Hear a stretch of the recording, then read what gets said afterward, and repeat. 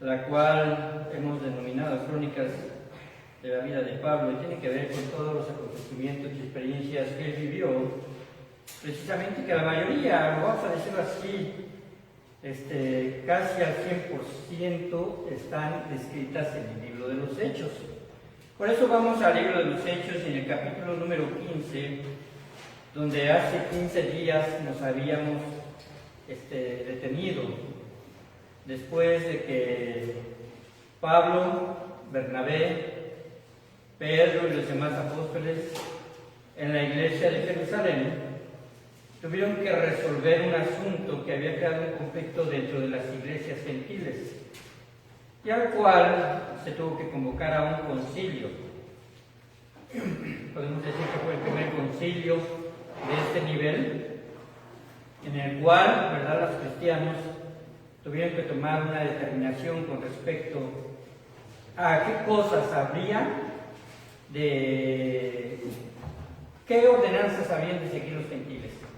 Porque el problema era que los judíos intentaban, pues, prácticamente judaizarlos. El hecho de que se circuncidaran, e incluso como parte de la salvación. Y en realidad, ¿verdad?, se perdía el concepto divino de la gracia, donde el Señor Jesucristo permite que todos, judíos y gentiles, las naciones todas, ¿verdad?, alcancemos la salvación por medio de la fe en Cristo Jesús. Este canto que acabamos de entonar, Lores, dar a Cristo el Rey, es muy hermoso, porque si ustedes se fijan que hay una secuencia de donde se reflexiona o donde se le insta, ¿verdad?, primeramente en una de sus estrofas a Israel a cantarle a Dios. Después de Israel, la siguiente estrofa habla de los gentiles. Después de los gentiles habla de las naciones. Y después habla de los que están alrededor del trono de Dios, que son precisamente los seres angelicales. Y esto es hermoso, ¿por qué? Porque en realidad, ¿verdad?, en el nombre de Jesús se doblará toda rodilla y estaremos nosotros, sus hijos, ¿verdad?, cantándole a Él, juntamente con los ángeles. Este tema número 8 inicia, ¿verdad?, y es precisamente de esta forma el inicio del segundo viaje misionero de Pablo. El inicio del segundo viaje misionero de Pablo. ¿Cuántos viajes misioneros hizo Pablo? A ver, es muy sencilla esa pregunta. 3. Y el último, que vamos a decirlo así, no fue un viaje programado. Bueno, sino fue enviado preso a Roma. Y también aprovechó para predicar en ese proceso. Aquí, como ustedes acá ven en la pared, tenemos precisamente el segundo viaje misionero de Pablo.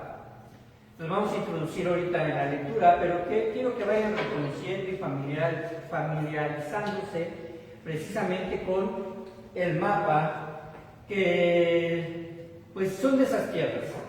Actualmente, los nombres de las ciudades en su gran mayoría han cambiado. Muy pocas todavía lo conservan, entre ellas, por ejemplo, Éfeso se sigue conservando, entre ellas también Filipos, aunque ahorita no se alcanza de ver, pero queda del otro lado del mar Egeo. Antioquía sigue siendo también un nombre que todavía se utiliza. Tarso, pues se utiliza actualmente como Turquía, la región de Turquía. Pero a diferencia del primer viaje misionero, el primer viaje misionero, Pablo, cuando fue enviado con Bernabé desde la iglesia de Antioquía, ellos lo hicieron por mar. Atravesaron precisamente a la isla de Chipre, ¿recuerdan? Y de Chipre se fueron hacia esta parte, hacia Atalia, subieron hacia estas regiones. Subieron a Panfilia, a Antioquía de Pisidia, bajaron a Listra y a Derbe. Y aquí hicieron el regreso nuevamente. Bajaron a la isla de Chipre. Aquí se alcanza a ver un poco parte de la isla de Chipre. Y regresaron nuevamente a Antioquía y estuvieron ahí un buen tiempo, y entonces surgió un problema, porque los judíos creyentes estaban tratando precisamente de introducir algunas doctrinas, o vamos a decirlo así, prácticas judías, más que doctrinas, prácticas judías a los gentiles, y generó un problema. Tal problema tuvo que ser llevado a la iglesia de Jerusalén. Y como les acababa de comentar, ¿verdad? Solamente les requirieron algunas cosas. Tomaron un acuerdo en la iglesia de Jerusalén, los apóstoles. Podemos realmente suponer que estaban prácticamente, o estaban todos, aunque ahí se menciona también a Santiago, el medio hermano de Jesús, que ya era creyente y que era parte precisamente del pastorado en la iglesia de Jerusalén. Y entonces se ha determinado que se les recomendase, ¿verdad? Y se les ordenase precisamente a alejarse de la idolatría, no sacrificar a ídolos, no comer de ahogado ni de sangre y huir de la fornicación, que eran prácticas que también, la fornicación, lo había comentado, eran prácticas que se llevan hasta el punto idolátrico, sobre todo en las ciudades paganas, ¿verdad? Que adoraban a Artemisa, a Baal. Y entonces ellos regresan a Antioquía después de que se llevó a cabo precisamente ese consenso y esa conclusión. Y en el capítulo número 15, después de ese concilio, en el versículo 36, vamos a empezar la lectura. Hay menciona algo muy interesante. Pablo se separa de Bernabé y comienza su segundo viaje misionero. ¿Viste el versículo 36? Después de algunos días, se piensa, según los eruditos, que desde que Pablo regresó a Antioquía de su primer viaje misionero, estuvo ahí 2 años, se llevó a cabo el concilio, por lo menos hubo un lapso de 5 años antes de que iniciara el segundo viaje misionero. El segundo viaje misionero. Aquí hay que ver alguna situación con respecto a Pablo. Pablo regresa a la sede y de la sede nuevamente es enviado. Aunque bien pudo haber continuado su viaje desde el primero, pero regresaba porque precisamente tenía que presentar sus informes y tenía además que ser sensible a la voluntad del Espíritu Santo. Después de algunos días, Pablo dijo a Bernabé, aquí hay una iniciativa de parte de uno de los dos, y es Pablo. Pablo, sin lugar a dudas, tenía un corazón misionero. Y dice de la siguiente forma, Pablo le dice a Bernabé, volvamos a visitar a los hermanos en todas las ciudades en que hemos anunciado la palabra del Señor para ver cómo están. La iniciativa de Pablo era regresar hacia las ciudades que había visitado y que se habían formado iglesias en su primer viaje misionero. Por lo menos en este inicio del viaje no se menciona la intención de abrir otra obra, sino de ir a confirmar a los hermanos, de ir a visitar a las iglesias. Este viaje lo harían ya por tierra. Si ustedes se dan cuenta, ya no es por mar, es por tierra. De Antioquía, de la iglesia donde ellos hablan de salir, tienen que atravesar por esta sección. Esta parte se le puede conocer que es la ruta de la costa también. Todo lo que es la parte de Palestina, ¿verdad? Desde Egipto hasta la parte más norte se le conoce como la ruta del mar o la ruta costera. Ellos tomaron esa ruta. Ahora, todos estos lugares tenían caminos que habían sido hechos por el Imperio Romano. Cuando el Imperio Romano conquistaba un territorio, se daba la tarea de hacer caminos para poder tener sus avanzadas de su ejército y poder controlarlas. A esta vía se le llama la vía Augusta, que llega prácticamente hasta Roma, atravesando por Macedonia, llegando hasta la península itálica y hasta la misma ciudad de Roma. Ahora, esa vía era una vía transitada por los romanos y por los judíos, era una vía también de aspecto comercial. Si ustedes se dan cuenta, aquí hay una serie de curvas. Cuando nosotros vamos a un GPS o cuando vamos a antes era guía Roji, ¿verdad? A un guía Roji y veíamos las carreteras, ¿qué significaba eso? Significaba que era una carretera llena de curvas, ¿no? Significa que es una carretera llena de curvas. Pues eso es lo que sucede también ahí. Esos caminos eran de curvas, porque precisamente se atraviesan los montes Taurus, montes Leonés, que es vamos a decirlo así, una gran área geográfica con una irregularidad muy fuerte. De hecho, los montes, ¿verdad?, Taurus, son de los más altos del mundo, de esa región. Así que tenían que pasar. No sé si ustedes han llegado a ver a lo mejor alguna fotografía, ¿verdad?, de lo que eran incluso las comunidades. Vivían en cuevas. Muchos de ellos vivían en cuevas, habitaban cuevas y también las utilizaban para refugio en época de guerra. Pues ese es el camino que utiliza Pablo. Ahora lo hacía a pie. Obviamente lo hacía a pie. Pero lo relevante de aquí es que Bernabé, en el versículo 37, que tenía el deseo de llevar consigo a Juan Marcos, el que tenía por sobrenombre Marcos. Ahora, este nombre de Juan y el por sobrenombre Marcos no se le olvidó el Señor. Sabemos que el Señor le cambió a algunos su nombre, que a algunos les cambió su nombre. Por ejemplo, Abraham le llamó Abraham, y algunos otros del Antiguo Testamento. En el caso de Pablo, no fue Dios que le cambió de Saulo a Pablo, sino Pablo era su nombre romano, él era ciudadano romano y utilizaba ambos nombres, Saulo de Tarso, Saulo hebreo, que viene precisamente de Saúl, y Pablo, que era su nombre romano. Pero el versículo 38 dice así: pero a Pablo no le pareció bien llevar consigo al que se había apartado de ellos desde Panfilia, y no había ido con ellos a la obra. Se refiere al primer viaje misionero.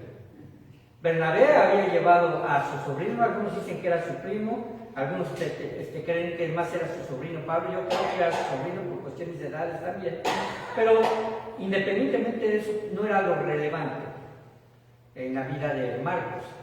Pero, sin embargo, sabemos que ahí, ¿verdad?, precisamente estaba Marcos todavía. Y Marcos, pues yo creo que en ese momento sí se mantenía dispuesto a poder ir en este segundo viaje misionero. Pero a Pablo no le pareció llevar consigo a Marcos. Y el versículo 39, escuchen, dice: y hubo tal desacuerdo entre ellos que se separaron el uno al otro. Si podemos notar algo, es que para que se diese el concilio de Jerusalén, también hubo un desacuerdo entre Pablo y los judíos, que trataban precisamente de introducir, ¿verdad?, estas prácticas judaizantes a los gentiles. Pablo era, pues, por lo que se ha visto, ¿verdad?, y por lo que se verá más adelante, Pablo era una persona de carácter. Era una persona que en realidad, ¿verdad?, confrontaba aquellas situaciones que en el primer momento y en primera instancia, ¿verdad?, allí en el concilio, pues iba a afectar de forma directa la doctrina básica de la salvación por gracia.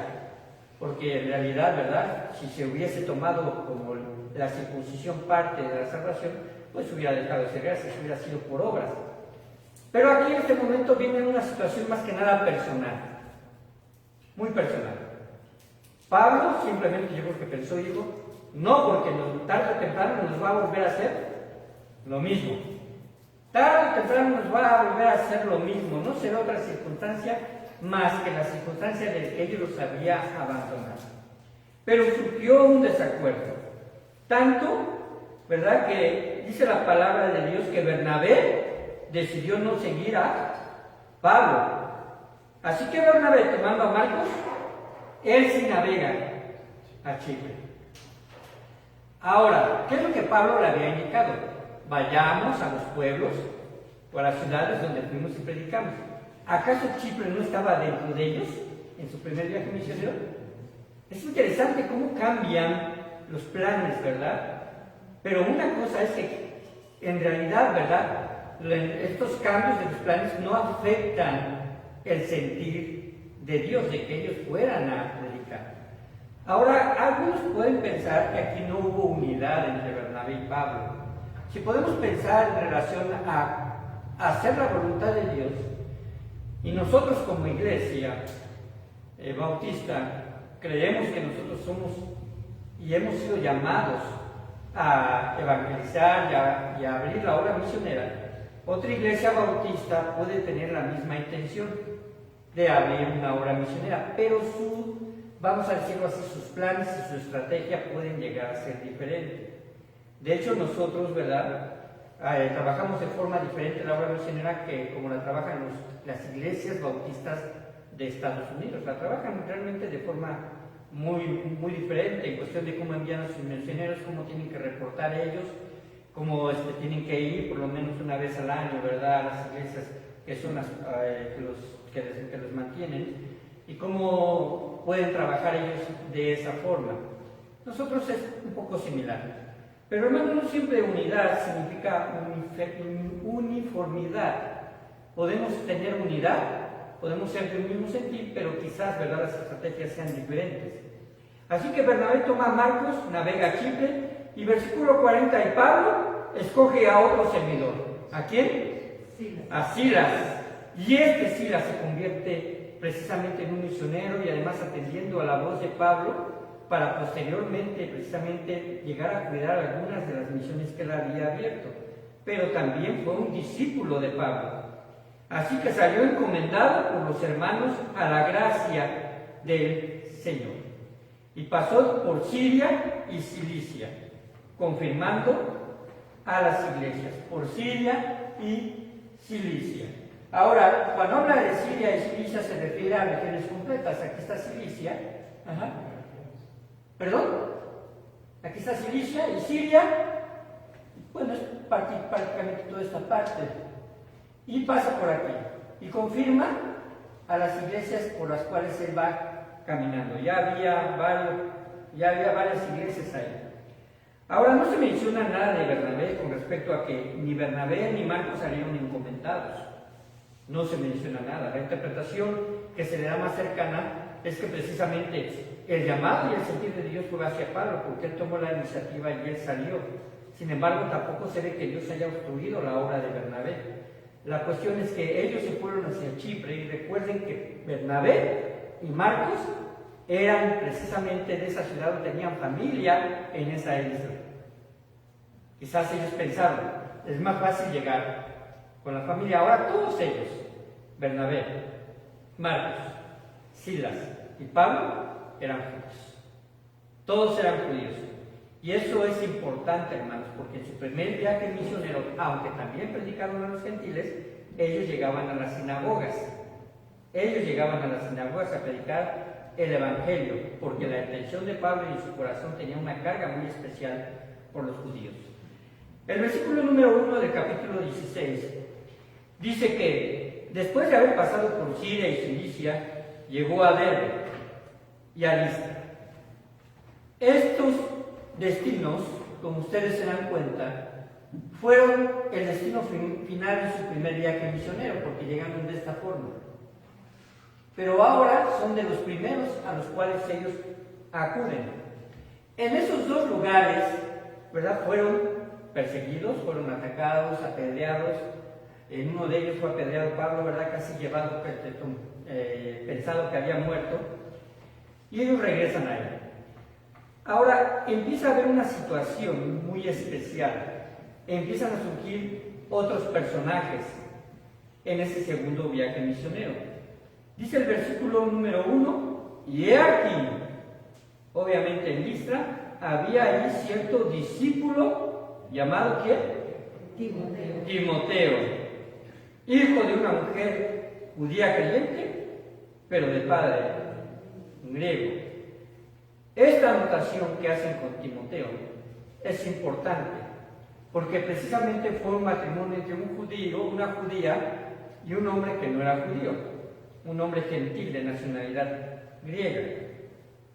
De esa unión, pues, nació este hijo. No se menciona si hubo más hermanos, pero el importante es Timoteo, porque ella era un discípulo. Así que llega Pablo a esa iglesia, ¿verdad? Después quizás de 5 años, cerca de 5 años.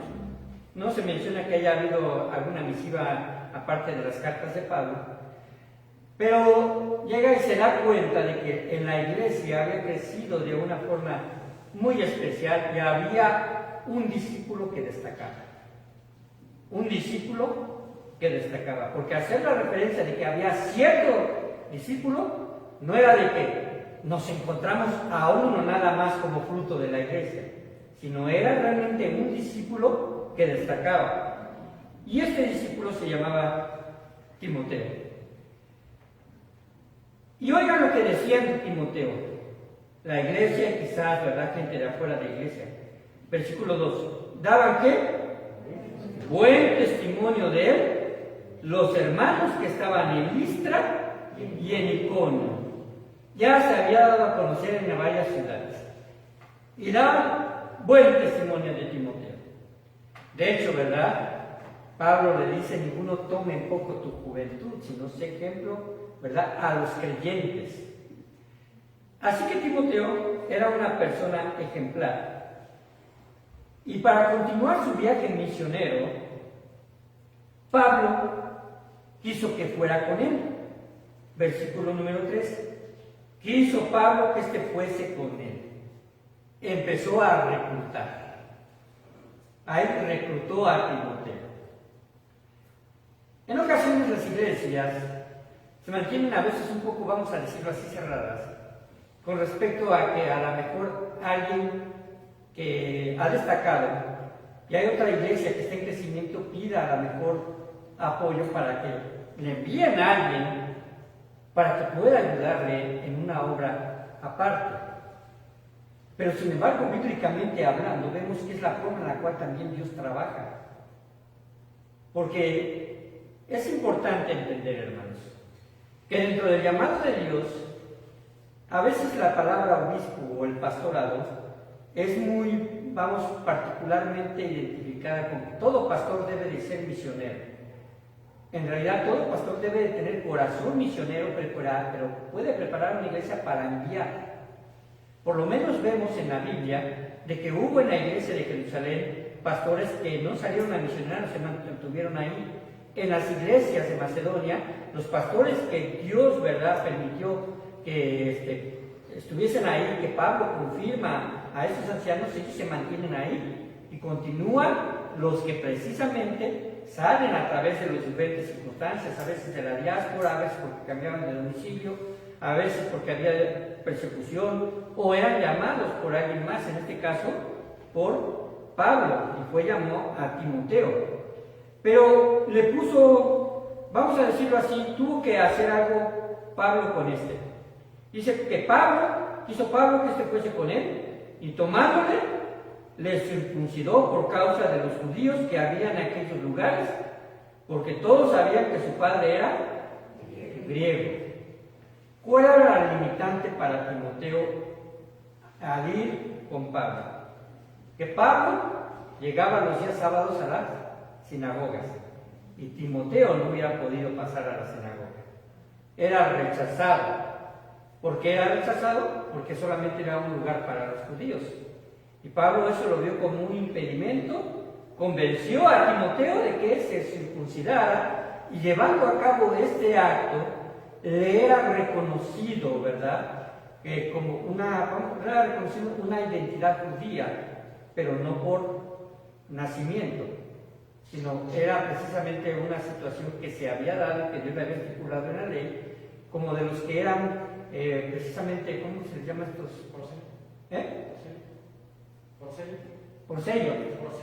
Prosélito, se me olvidó la palabra, prosélito, eran prosélitos.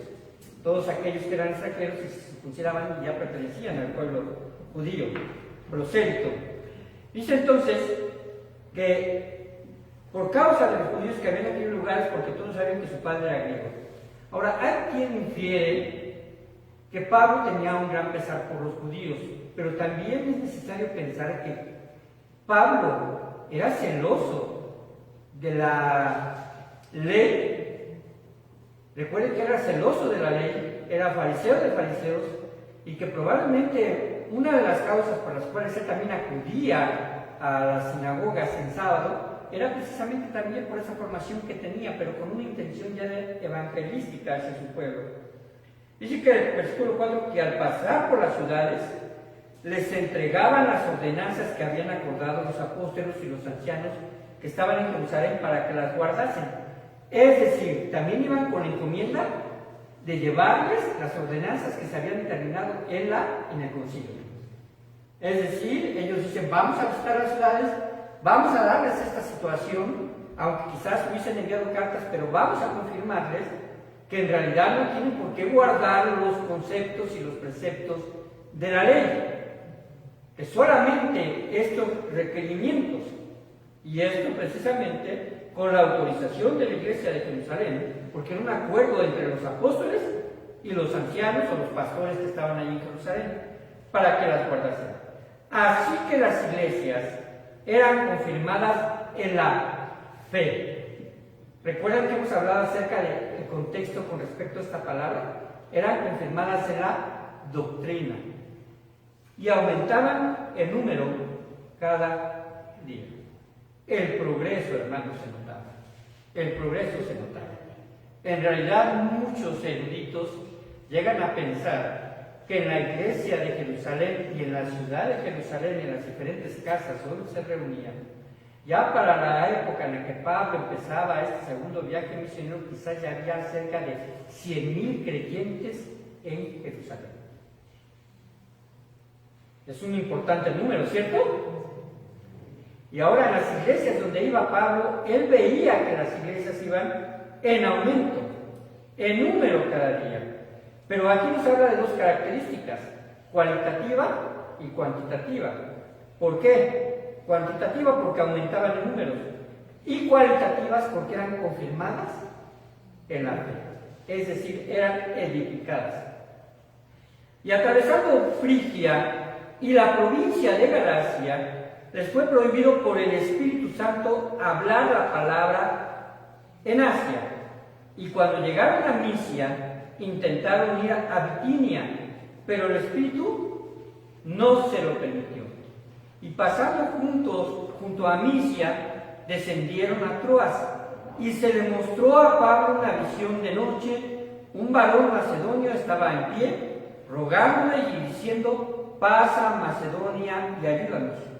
Cuando vio la visión, enseguida procuramos partir para Macedonia, dando por cierto que Dios nos llamaba para que les anunciásemos el Evangelio. Aquí entra otro personaje, en el anonimato. ¿Ya identificaron quién fue? No va a aparecer su nombre. Si ustedes leen la palabra, si ustedes van leyendo con atención, dice la palabra de Dios. No, versículo 6. Y atravesando Frigia y la provincia de Galacia, les fue prohibido. Está hablando, no hermana, está hablando en tercera persona, les fue prohibido. Y en el versículo número 10 dice: cuando vio la visión, enseguida procuramos. ¿Quién se introduce ahí como el autor del libro de Hechos? Lucas. Por primera vez empieza a aparecer precisamente en este verbo conjugación de verbos, ¿verdad? Ya está involucrado el escritor. Primero dice así: y atravesando Frigia y la provincia de Galacia, les fue prohibido a ellos por el Espíritu Santo hablar la palabra en Asia. Y cuando llegaron, ¿quién? Ellos. A Misia intentaron ir a Bitinia, pero el Espíritu no se lo permitió.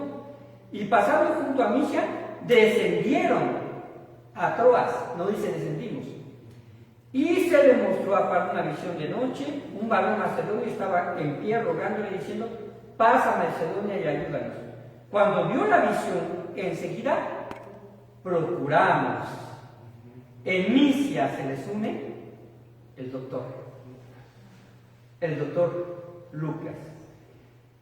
Son características de Lucas bien importantes. Yo creo que Lucas era una persona que uno de sus dones más importantes era la humildad. Realmente él se menciona poco, y en dos porciones importantísimas del Nuevo Testamento: el Evangelio de Lucas y el libro de Hechos. No se menciona como alguien que quiera ser, ¿verdad?, vamos a decirlo, el principal de la obra, sino se menciona como alguien que es usado por Dios. Él fue vamos a decirlo así, un Dios utilizado, un hombre utilizado por Dios de forma grande, porque fue una persona preparada en la Escritura. El Evangelio de Lucas y el libro de Hechos es uno de los pocos libros, ¿verdad?, que está, o los dos libros del Nuevo Testamento, junto con el libro de Hebreos, de los que tienen un griego más profundo, más importante. Un griego, ¿verdad?, que solamente lo podríamos decir, lo dominaban algunos. Y Lucas era una gente preparada. Cuando se dice que era doctor, era una persona estudiada. Obviamente no con las universidades de doctorado de ahora, ¿verdad? Pero eran personas preparadas. Ahora, ¿qué es lo que sucede aquí?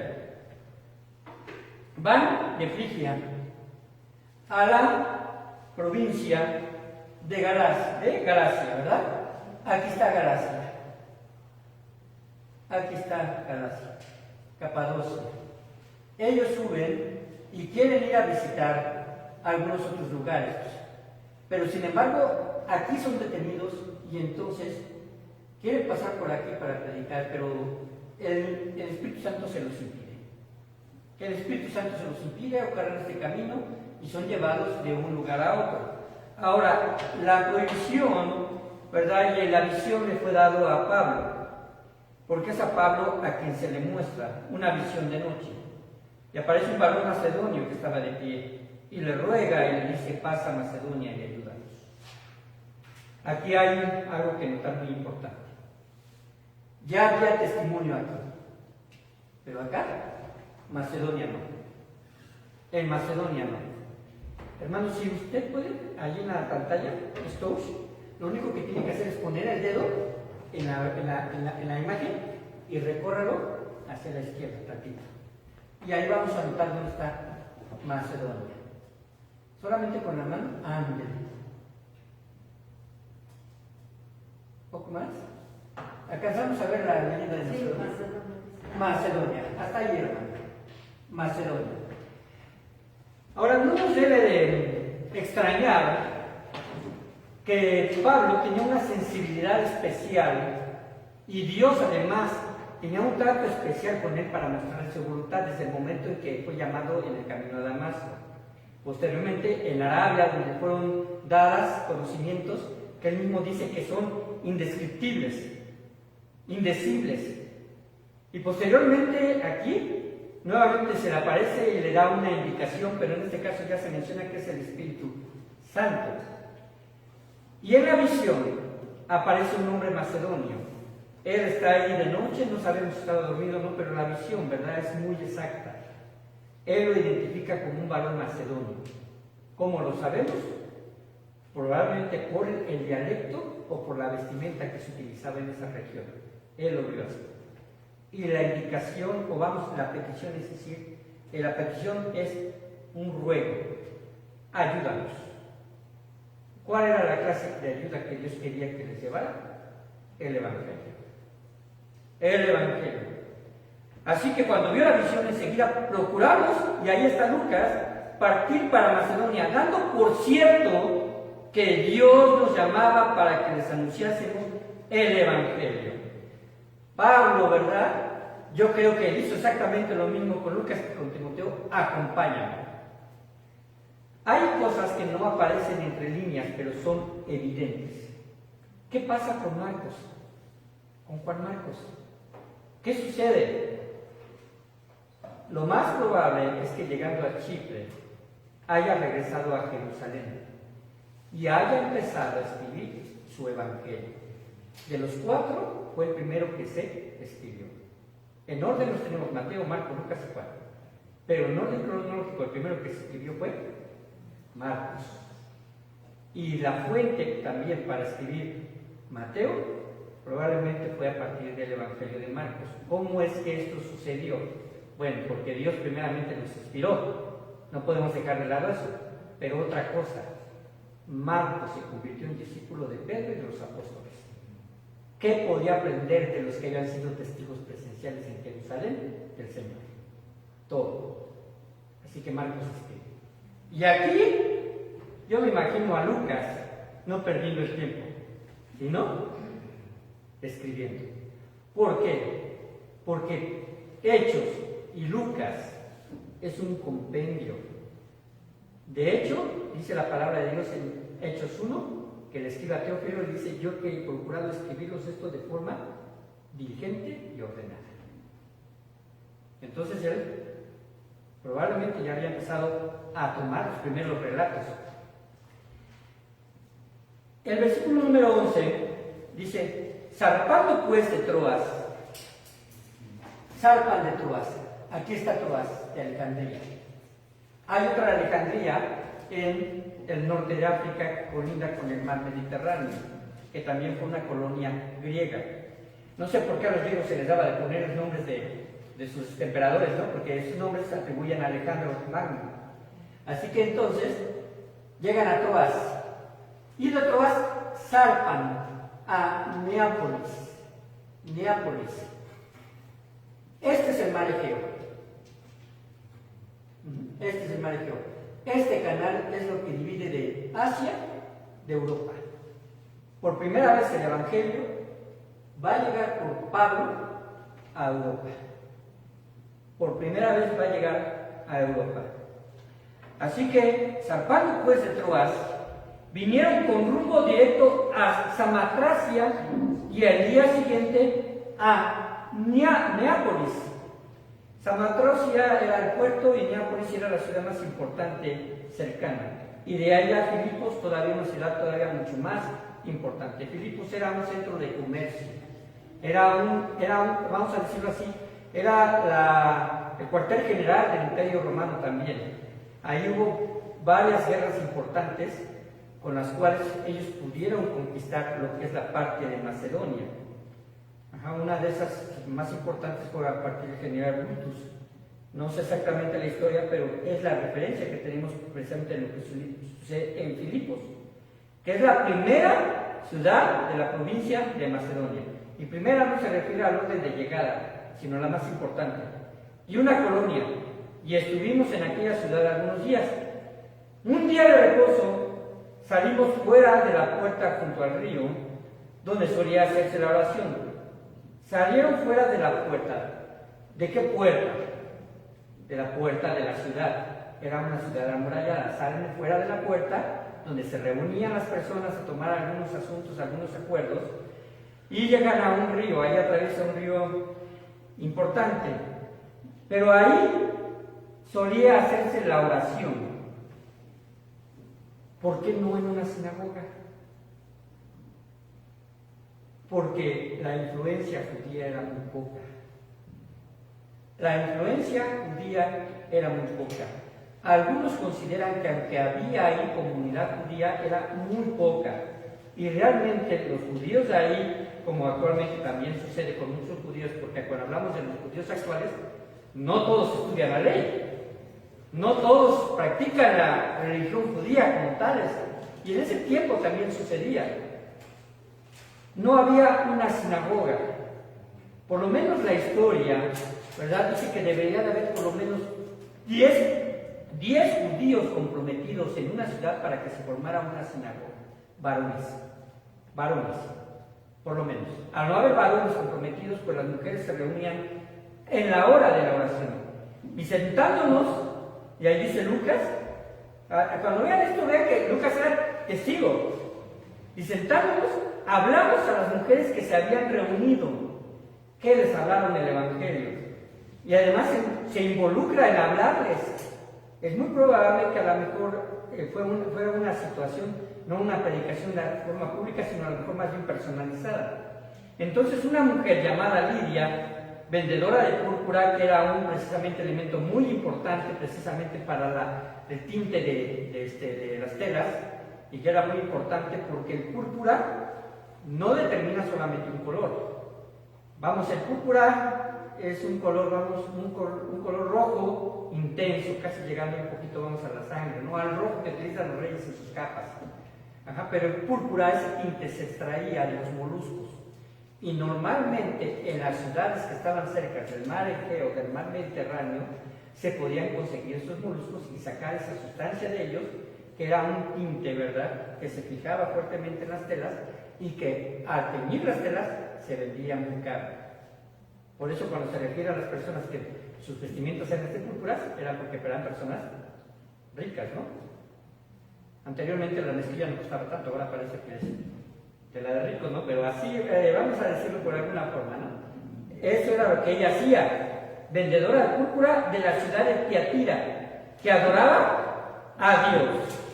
Estaba oyendo, y el Señor abrió el corazón de ella para que estuviese atenta a lo que Pablo decía.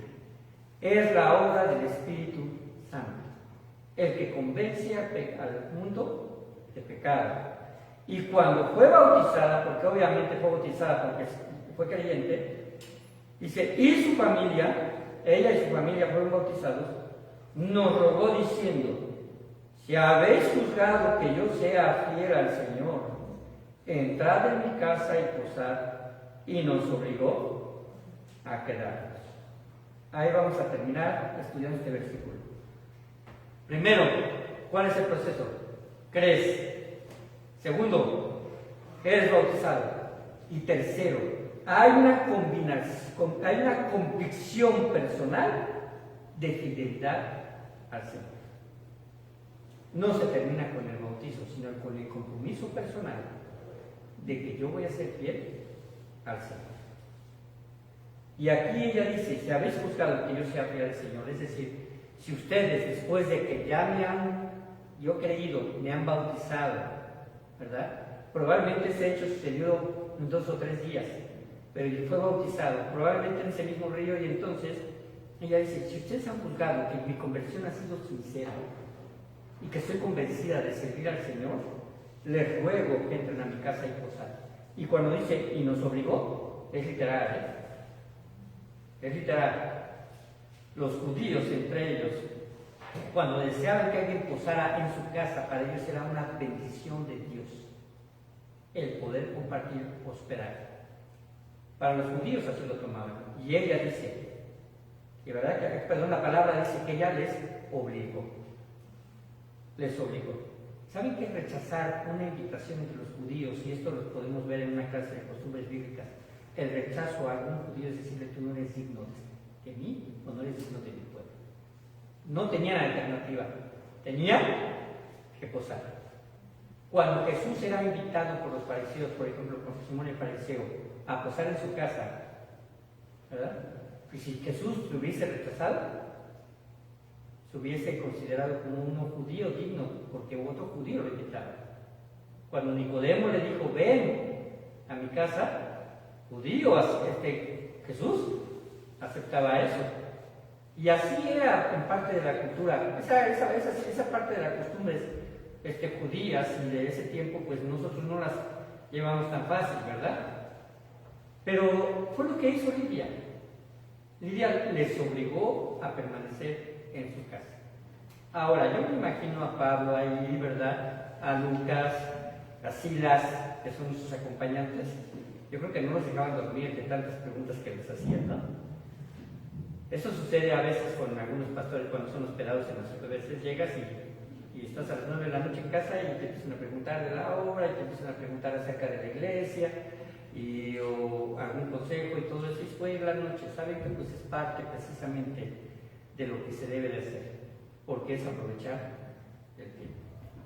Vamos a orar y vamos a continuar con esto la próxima semana. Te damos muchas gracias, Padre, porque tú eres bueno, bondadoso, y nos permites aprender algunas cosas, Señor, que quizás no estén tan literales en la palabra, pero son obvias con respecto precisamente a los tiempos en los cuales están sucediendo. Te damos muchas gracias por la vida de estos personajes. Te damos gracias, Padre Santo, porque tú utilizaste gente para poder, Padre Santo, redactar tu propia palabra, Señor, por medio de la inspiración del Espíritu Santo, y que hasta este momento, Señor, lo podemos tener. Gracias por todos aquellos. Sin lugar a dudas, mi Dios, tú eliges de una forma perfecta a hombres imperfectos, pero con una obra, Señor, con una intencionalidad tuya que no puede, Padre Santo, no ser tomado en cuenta. Mi Dios, te damos gracias por este hermoso libro de los Hechos. Sin él no tendríamos la transición tan importante que la Iglesia tuvo después de tu ascensión a los cielos, hasta el momento en que la predicación del Evangelio llegó a los gentiles. Te damos muchas gracias y bendice nuestras vidas, y que esta lectura y este estudio, Señor, sea de provecho para nosotros. Es, Padre bendito, con la intención de conocer tu soberanía, tu protección, el control que tienes, Padre, sobre la vida de los creyentes y sobre las circunstancias que les rodean. Muchas gracias porque se expandió con tal fuerza el Evangelio que lo tenemos prácticamente alrededor de todo el mundo y llegó a nosotros y por él conocimos la verdad. Gracias, y en el nombre de Cristo Jesús, bendícenos y tráenos con bien el próximo domingo. Amén.